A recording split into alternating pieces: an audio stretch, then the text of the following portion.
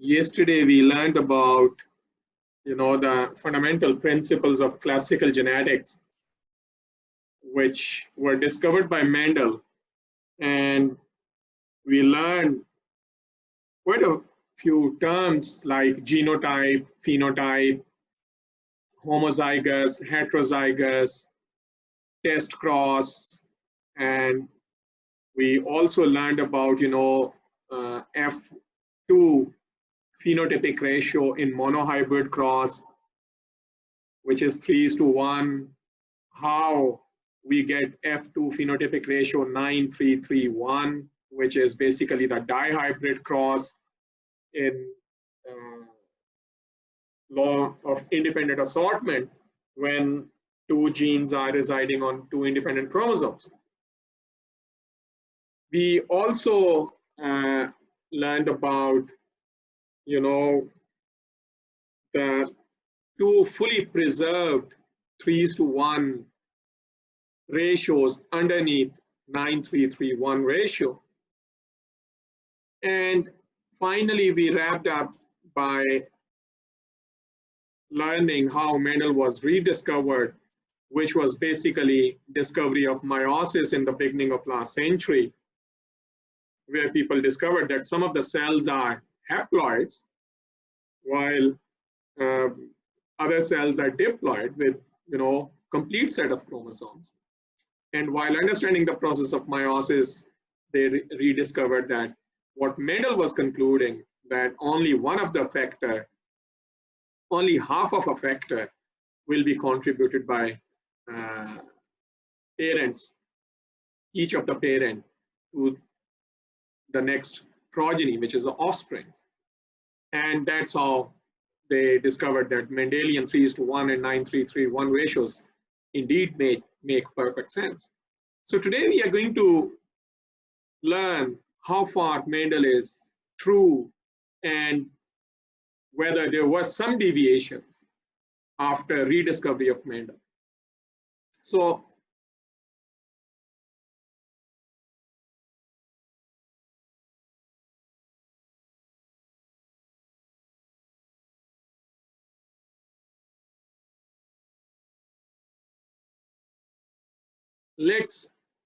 I quickly draw meiosis again so that it gets refreshed in your minds, what you learned yesterday, and also it sets the stage for today's lecture. So in Mendel's dihybrid cross,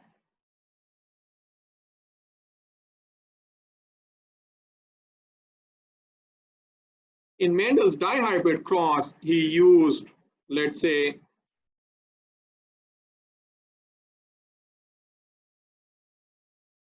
he had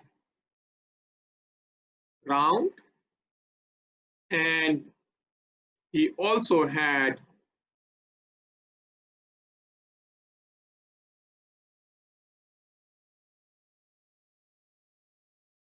let's draw it here. He also had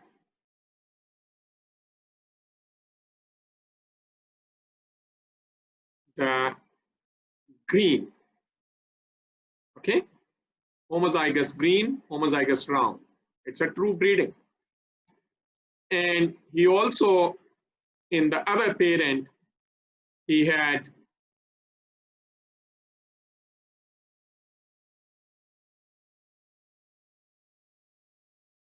wrinkled. It's very important, on the same chromosome, on the same position, these are the homolog chromosomes, on the same locus, the position of the gene on a chromosome is called locus. And then on the other trait, he had, the yellow. Now, when you make gametes, you may remember we made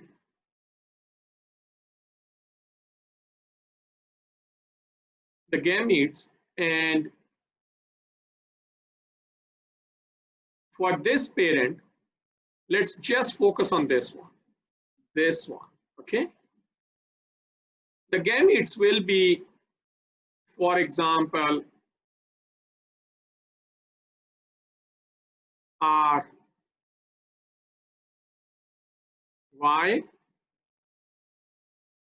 RY, and RY, and again RY. Okay, and this one will be capital Y, small r.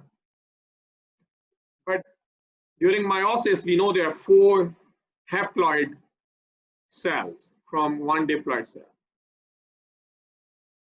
But let's assume, and due to the fertilization, due to cross-pollination, the F1 of these 2 parents was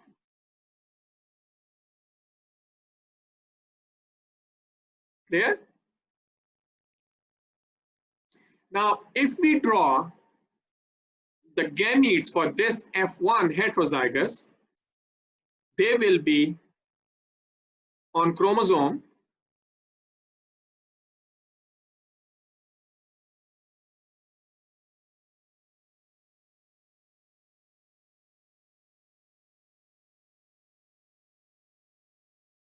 during meiosis within the same parent,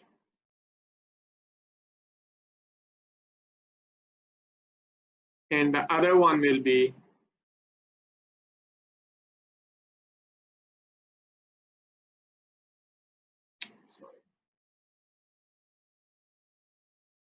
and its homologue, let's draw it here,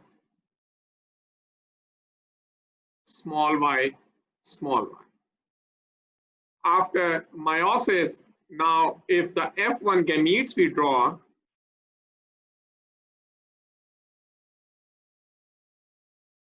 there will be again 4 different types, but here the gametes will be R capital Y, R small y, small r capital Y, small r, small y. At meiosis, this is what the independent assortment was. This can go with this one during gamete formation.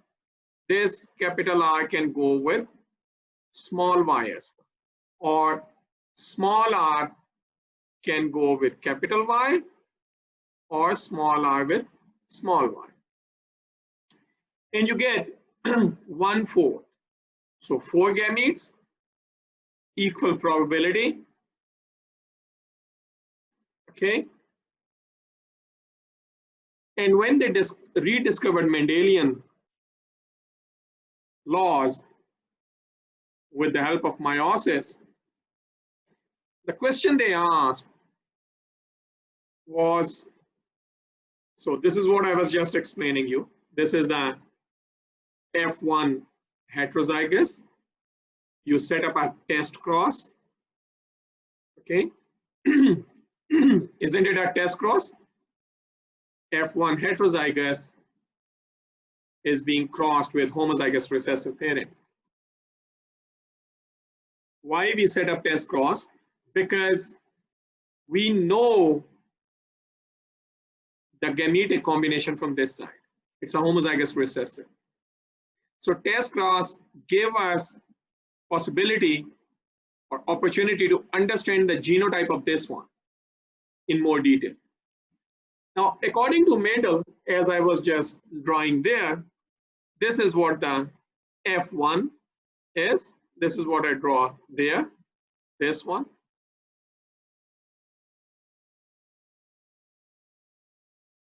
Now, according to Mendel, you will have 25% each gametes.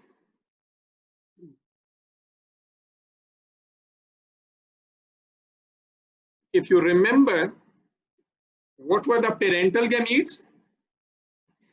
Parental gamete was R small y and small r capital Y. I wrote it. Yeah. So these 4 gametes belong to this parent. And if you look at this parent, its parental gamete will be R small,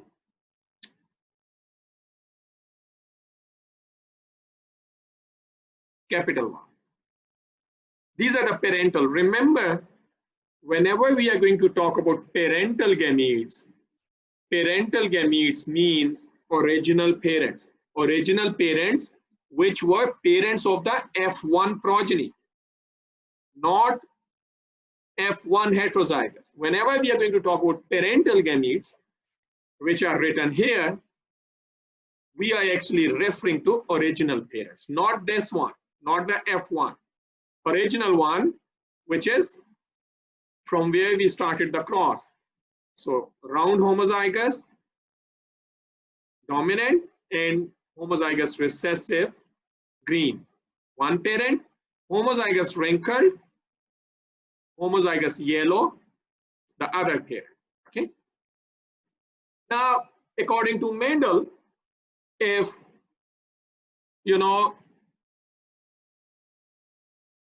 always chromosomes assort independently,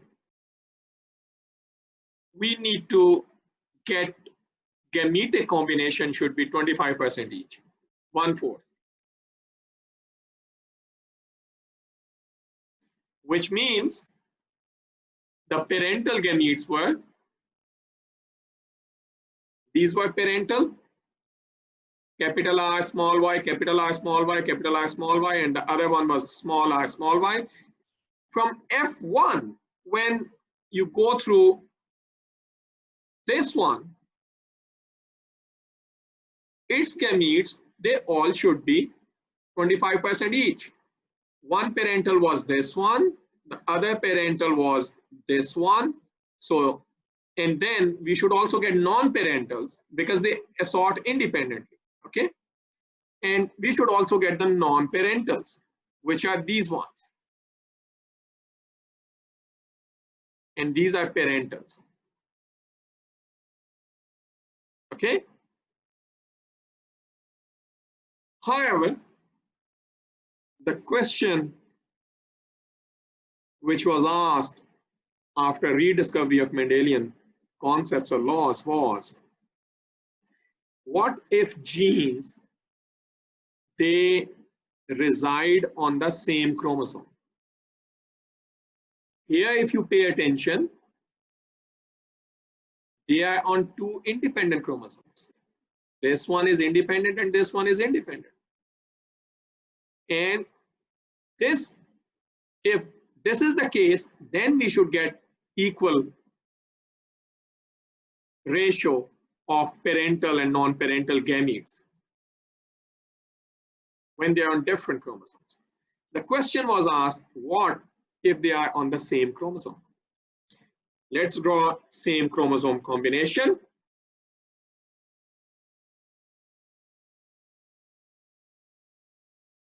So the idea is, if they are on the same chromosome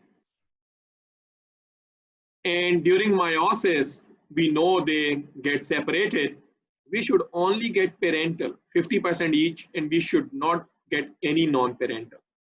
Why? Let me draw this. Pay attention what is happening. This is after DNA replication. Okay.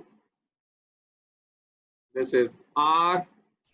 The other one is the homolog of the same chromosome. Small r, and then on the same chromosome we are saying the small y, and capital Y. Wasn't the case in parentals? This was parental, small, wrinkled, and green. So the F1, this is what I have drawn here now, is actually F1 heterozygous. This is F1 heterozygous, which has come from parents. One parent has contributed this chromosome, the other has contributed this chromosome, and that's how this one is made in F1. Now, from F1, when it segregates, so in gametes, we should have R capital, small y, one gamete. The other gamete will be also R capital, small y. Because these two homologs, after going to opposite poles in meiosis 1, they will further, in meiosis 2, these sister chromatids go to opposite pole, and that's how a diploid gives rise to 4 haploid. Now, this chromosome should give you small r, capital Y gamete, and its chromatid, when it goes to opposite pole, should also give us small r, capital Y. Now, what we have now? Capital R, small y, capital R, small y, small r, capital Y, small r, capital Y, parentals 50% each. यहाँ तक clear है सबको? Yes, sir. Anyone who could not understand?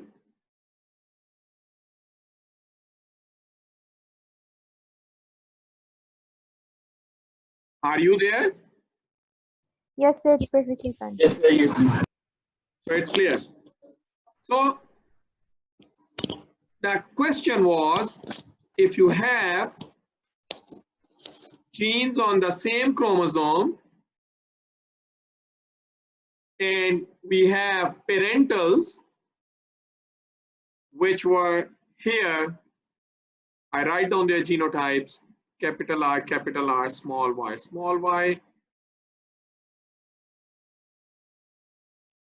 and the gametes were like this. In F1, it became like this, and when you set up a test cross, what we have, we expect that we should only get parentals because of this segregation of the chromosomes. Now, this was a question to be proved, and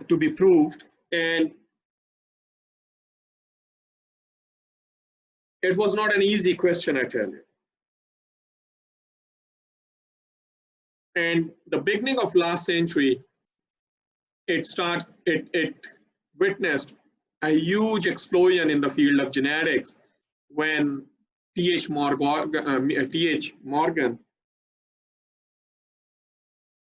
at Princeton,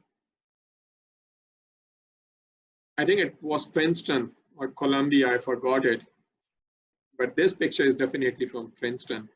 He introduced this model system. Instead of using peas, which Mendel used, Morgan started using fruit flies. So fruit fly is a tiny little monster, an animal, which destroys our fruits. जब आप अमरूद खाते हैं तो उसमें जो सुंडी होती है वो फ्रूट फ्लाई की होती है जो आप खाते हैं. So Morgan brought it into the lab and he started understanding Mendelian laws, and then there was so much activity in his lab. If you pay attention here, already I think in this picture, so this is Morgan, this is Sturtevant, there's somewhere Kelvin Bridge. There are 4 or 5 Nobel laureates, future Nobel laureates, were mentored by Morgan in this lab.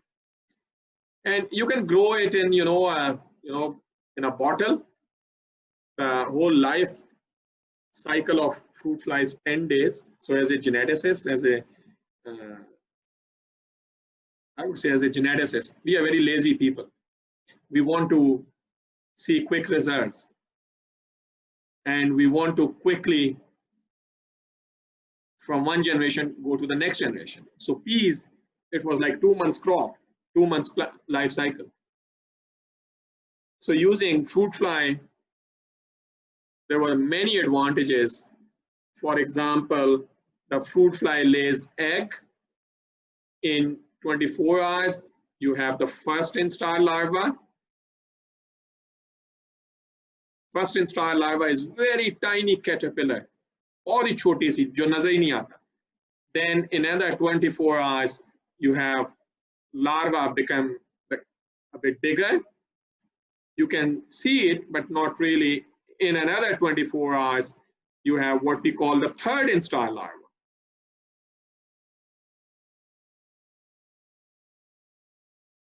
And then after 3-4 days, it goes into a sessile, an immobile state, which is called pupa.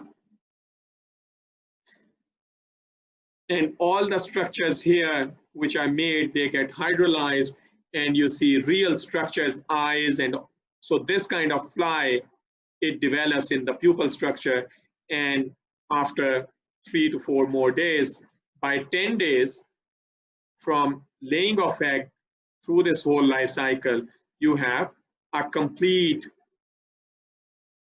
adult fly like this. So Mendel wanted to, Morgan's lab wanted to understand how long Mendelian laws hold true if genes, they reside on different chromosomes or on the same chromosomes. And through their experiments, Morgan also established first ever time an association between genes and chromosomes. You remember, chromosomes were nothing but just something which could be colored. And there was no connection between the factors which Mendel discovered or which Mendel postulated. So there was no connection that those factors, they reside on chromosomes. So Morgan's lab provided that much needed breakthrough, and also proved that the factors which Mendel postulated are indeed the genes, and these genes, they reside on chromosomes, and we have many chromosomes in a cell, and if genes, they reside on the same chromosome, he discovered a phenomenon called linkage. So let's look at Morgan's first experiment, which actually led to discovery of some of the deviations from Mendel's independent assortment. So what Morgan's lab discovered first was that they discovered a mutant in fruit fly. So this is the normal fruit fly, okay? Normal, which is also called, in genetics, we use the word wild type, which is going to be used as reference. Now,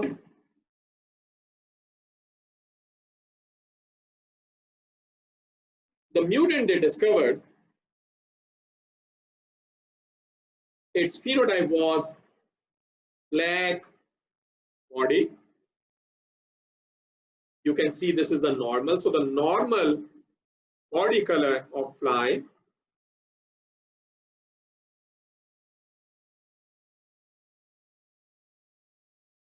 is brown. And the normal wings are, quite expanded wings. The mutant phenotype, the mutant they discovered, it had black body color. You can clearly see. And the wings were almost gone. And this wing phenotype, they gave the name vestigia.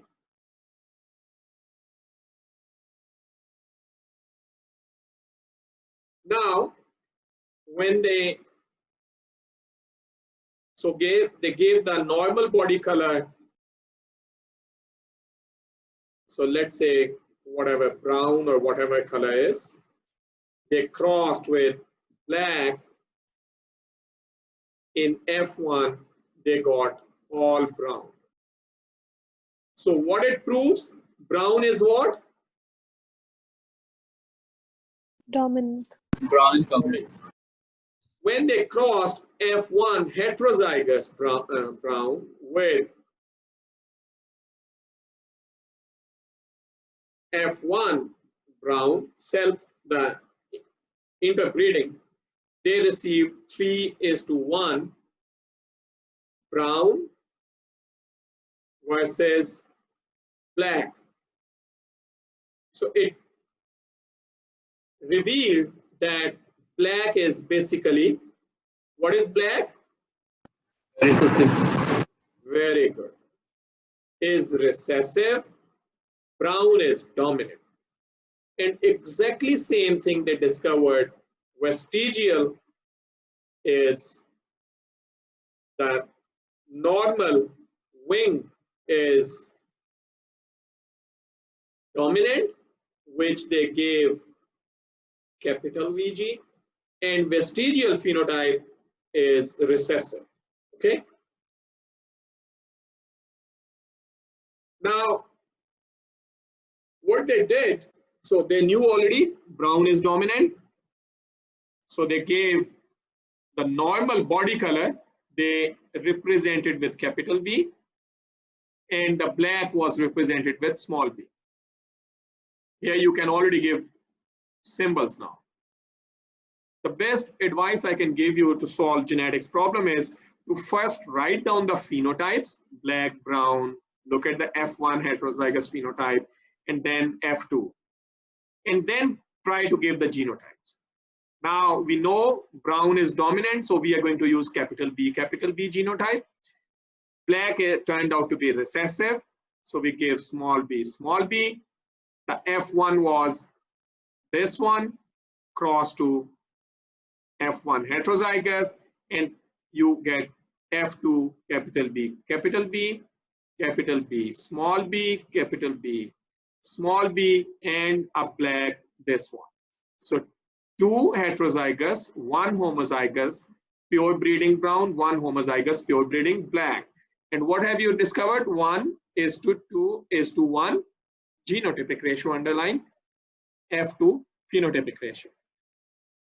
But that was not all. This is just to understand how black body color, the black phenotype, and the vestigial phenotypes behave. They both turned out to be recessive.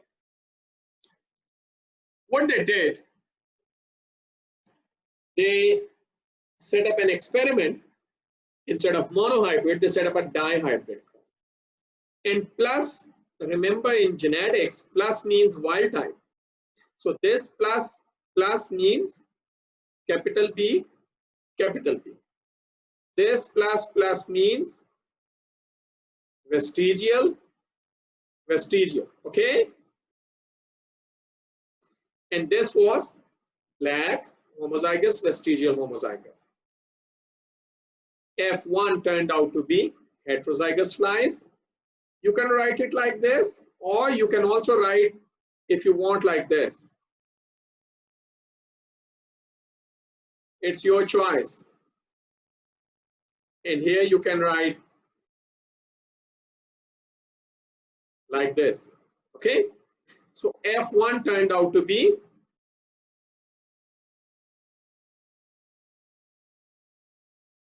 or I can have 1. So here B means, capital B means this is the heterozygous state for brown, heterozygous state for vestigial. Now what they did, they set up a test cross. Test cross is what? You have heterozygous F1 with homozygous recessive, and they wanted to see what is true. Do we get 25% each, parentals and non-parentals are equal, or we get just parentals. They wanted to discover if brown and vestigial are lying on the same chromosome. So in the F2, based on the phenotypes, so they can easily draw now parentals. What was parental, remember? So parentals were black vestigial gamete, black vestigial gamete. What was the other? Normal, so capital B, VG, which is plus plus for your, I write like this. And what non-parentals you can expect from law of independent assortment? Non-parentals will be small b with VG, capital VG, plus means capital VG, and other one will be small vg with capital B, plus means capital B. And you should get, according to Mendel, if they are on independent chromosomes, 25% each. But if they lie on the same chromosome, we should just get parental, and parentals were original parents, not F1 heterozygous. This one, parental was what?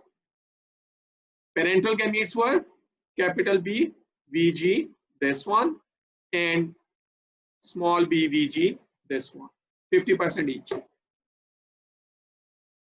When they counted the flies, what they discovered 965 normal body color, normal wings, and 944 black vestigial.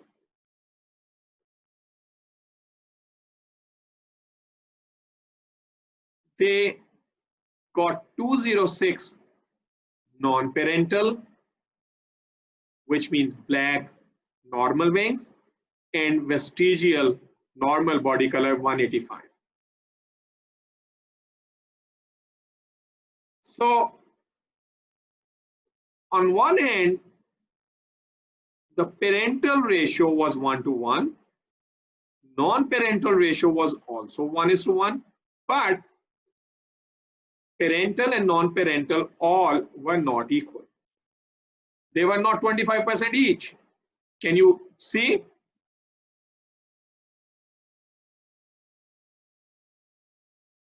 So they have a new problem to solve.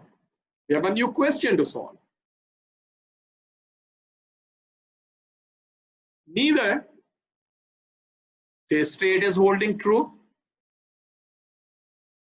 which means they are not lying on the same chromosome. If they are lying on the same chromosome, then this should have been true, 50% each. This is also not true. So this was a very difficult question in the beginning of last century. And there was a sophomore student. This one I highlighted. I think if I spell his name correct, Sturtevant. He, as a sophomore student, wanted to work in Morgan's lab. And there were many senior PhDs and postdocs. Postdocs are people who have done PhD and they're like just one step before becoming a professor, assistant professor in a university. Many postdocs, they had given up on this problem. Sturtevant, as a sophomore, came to Morgan and he said, I want to work in your lab. And Morgan said, okay, we have a very interesting problem in our lab. Why don't you work on this? All this experiment we described is actually done by Sturtevant.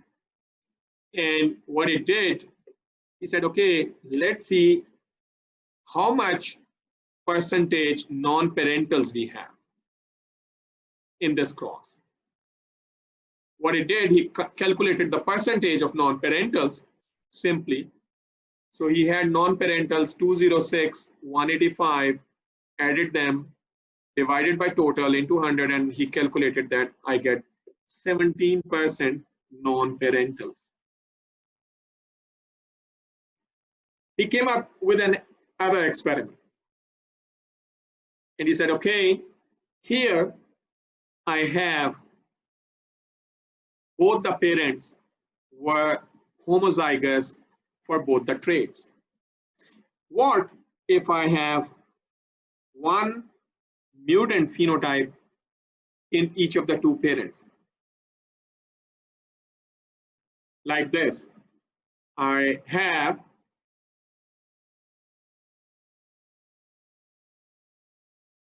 like this, and I would like to have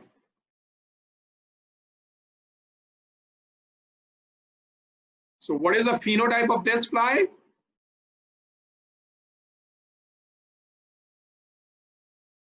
What is the phenotype of this fly? Black and normal wings. Black and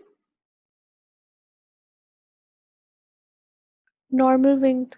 normal wings. Very good. And this one is normal body color and vestigia. Okay. Now F1. So parentals are here. What are parentals here? Parental gametes will be capital B, small b, Vg, and here gametes will be small b. These will be the gametes. All four will look like this. And F1 will be, the genotype of F1 will be this one. You can write it like this, or you can write like this.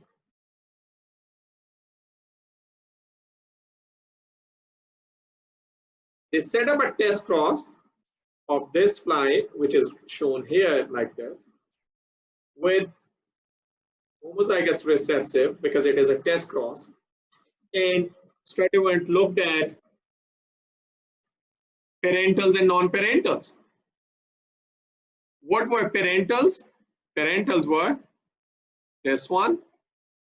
Plus means capital B, Vg, and other parental was black, this one. And non-parentals, if they lie on the same chromosomes, and if Mendel is true, we should get non-parentals, which should be plus means this one and this one. Why these are parentals? We are always going to look at original parents, not this one F1. ये गलती ना कीजिएगा. He calculated the numbers, and numbers were again pretty much the same, which he got in the previous cross, where he had wild type fly cross to homozygous black vestigia. Again, when he calculated the percentage of non-parentals, again the percentage was, 17%. You again add up the non-parentals, multiply them with 100, divide everything with total number of flies, and you get 17% non-parentals. Sir, the results that we are getting, is this the result of F1 or F2? F2 beta. Okay. F2 after a test cross. F1 तो ये है ना. F1 तो all will be heterozygous. ठीक है sir, सही. In the phenotypes, we are not considering these gametes, क्योंकि ये तो हमें पता है, these are just small BVG, black vestigia. That's why we are ignoring them. So in F2, looking at phenotypes, we can calculate these gametes. Okay. Now, Stratton said, okay, these non-parentals, he gave them the name new combinations. He said these are not the non-parentals which Mendel was getting. He concluded that Mendel could get all 25% each or 1/4 each in his case because his genes were residing on independent chromosomes. You remember law of independent assortment? Here, when imagine black and vestigial are on independent chromosome, after meiosis, they segregate independently. So this can go with this can go with this, and this can go with this, or this can go with this. This is independent assortment. And Stratton said since Mendel's genes were residing on independent chromosomes, that's why he was getting 25% each. But my genes, black and vestigial, they are on the same chromosome. Being on the same chromosome, I was expecting 50% each. I did not get. It means my genes are undergoing recombination. He coined the term recombination. And recombination means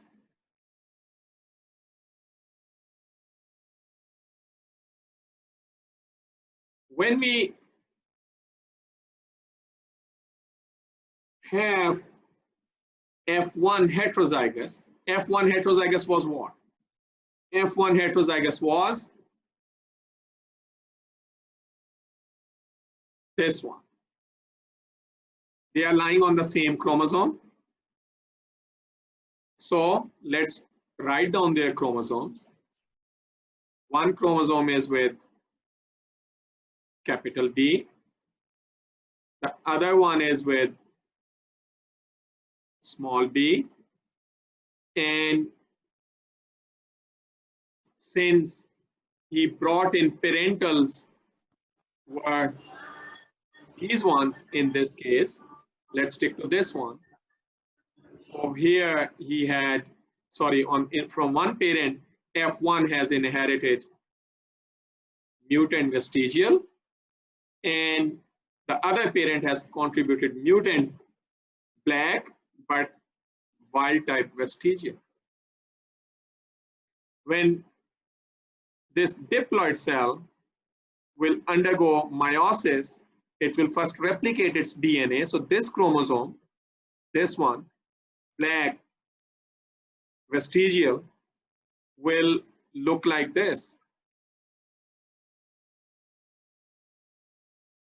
मैं यहाँ पे वो centromere draw कर देता हूँ. वो जो ये वाली शेप नहीं होती, X शेप, वो मैंने ड्रॉ किया इस तरह. So what he has, black,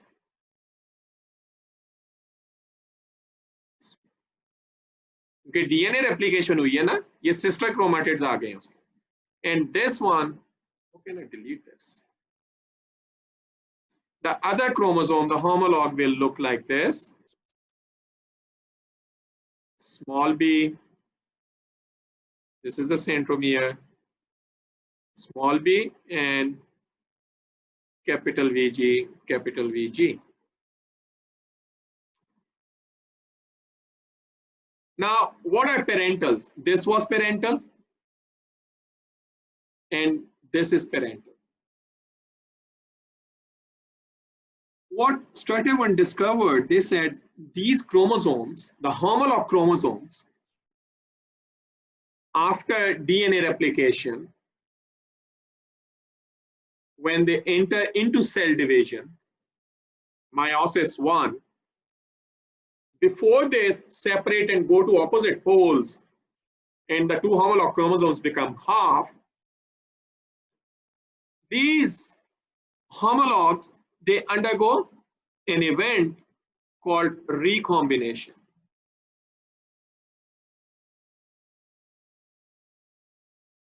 Recombination means these chromosomes, they will, let's say I have this one, capital B, small vg, small vg. Its homolog is this one.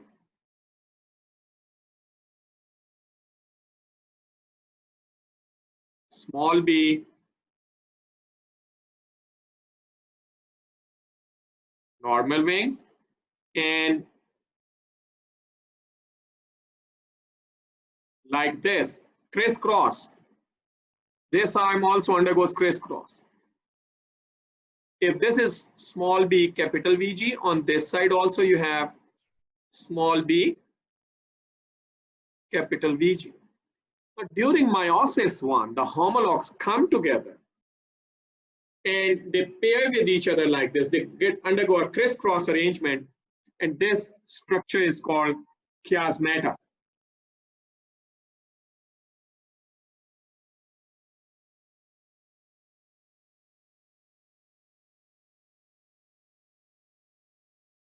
They are undergoing crossing over. We call this event crossing over. The structure is called chiasmata. What are they doing? They actually physically exchange their chromosomal segments. Literally cut and paste. There are enzymes which perform this function. And when they go apart, what has happened?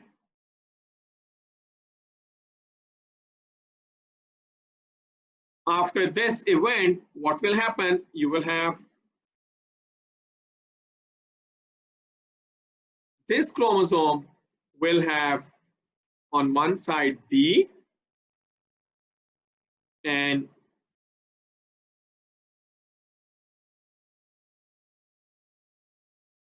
VG. This arm, which has undergone recombination, it has acquired capital B, but on the other side, it may have still. And result of this recombination is on this chromosome, you will have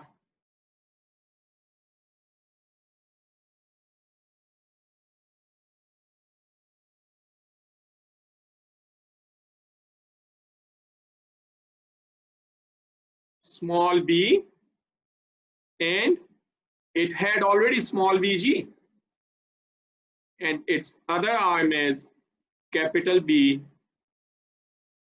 small vg. Now these homolog chromosomes, they go to opposite poles in meiosis 1, and then they in meiosis 2 divide like normal mitosis. What is end result? End result is, imagine now this is what you had. The end result is you have whatever parentals. मैंने यहाँ पे genotypes different use किए थे, ठीक है, parentals different थे, यहाँ पे इस जगह पे डिफरेंट यूज हुए. So you have the parentals which were like this, and you get non-parentals when they are on the same chromosome as a result of recombination. So these are the non-parentals which are coming in small numbers.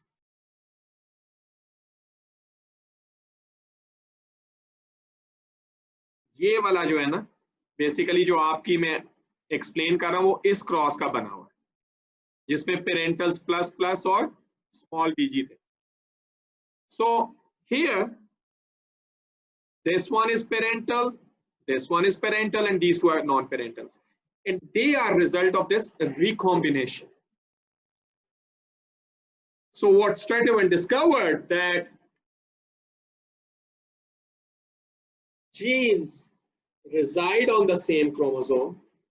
The genes which reside on the same chromosome, they can undergo recombination during meiosis, and That's why we don't get, in this case, although we have dihybrid cross, but we are not getting equal parentals versus non-parentals. And we are also not getting 50% parentals when they are residing on same chromosome because of this recombination. This was the first ever time somebody drew genes on a linear line and said black and vestigial, they lie on the same chromosome, and this percentage, 17% recombination, is actually, it represents the physical distance. It represents how far apart the two genes are physically. And what they did, they discovered, they said, okay,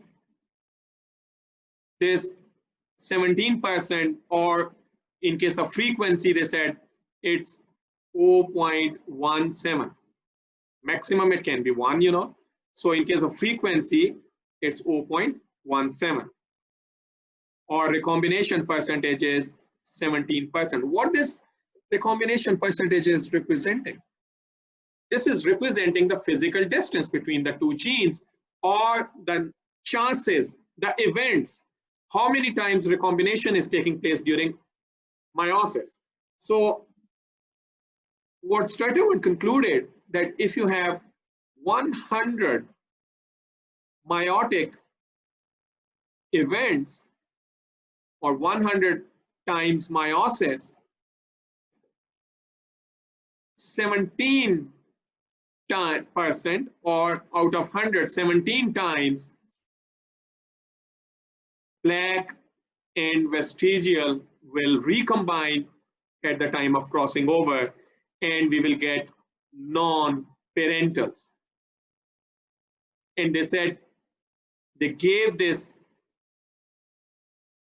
frequency or percentage, they said this represents the unit, they said centimorgans, just to give an idea of physical distance, you know. Physical distance usually is in kilometers, millimeters, centimeters, etc. So they said it's, and they honored the Morgan, their mentor. 17 centimorgans is the physical distance. 17 centimorgans represent the chances or frequency of recombination between two loci, which are black and vestigial here. So let's say we have black, vestigial, black. There are 100 meiotic events taking place, and due to recombination like this, so you will get black, small vg, capital B, capital VG, and then parentals are most predominant numbers. Most predominant numbers, the big numbers are parentals. You see here, parentals are the biggest number because non-parentals are going to depend on the chance of recombination, the physical distance. Bigger the distance between 2 points on the chromosomes, black and vestigial, high the frequency of recombination. Smaller the distance between two genes, let's say black and vestigial are close by, low will be the recombination frequency. And when two genes, they always inherit together during meiosis, we call this linkage. The two genes are linked. Hypothetically speaking, if black and vestigial are very close to each other, and they undergo zero recombination, then you will get this parentals will be 50-50, this one. That will show you they are tightly linked. They are not undergoing any recombination. So what they discovered, that by calculating the recombination frequency or by calculating the recombination percentage, they can actually calculate the physical distance between two genes.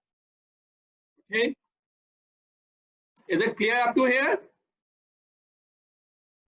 Yes, sir. Is it easy so far? No, sir. Yeah, जवाब दे दिया करो. Sir, this 17% recombinant, it happens for everything, or it is just for the flies? No, it depends on the physical distance between two genes. Here, the genes we are working on are black and vestigial. Let's say we have another two genes, gene X and Y. This frequency of recombination will depend on how far apart they are on the chromosome. Their frequency may be 25% or maybe 10% or 13%. Clear? Yes, sir. Is it clear so far? Sir, could you just repeat that one thing? If there's a bigger distance between the loci, then there's a higher frequency of recombination. Yes. Okay, thank you, sir. For example, if the distance between the two genes is 25 centimorgans, 25 centimorgans means 25% recombination. Bigger the distance, higher the chance of crisscrossing and exchanging. And if you have, one more scenario. If you have genes on same chromosome, but on different arms of the chromosome, one is on this one, and one is on this one, and the other one is on the other side of arm. In this case, chances are you get 50% recombination, because you are far apart on two different arms of the same chromosome. In this case, it will confuse you that they are on independent chromosomes.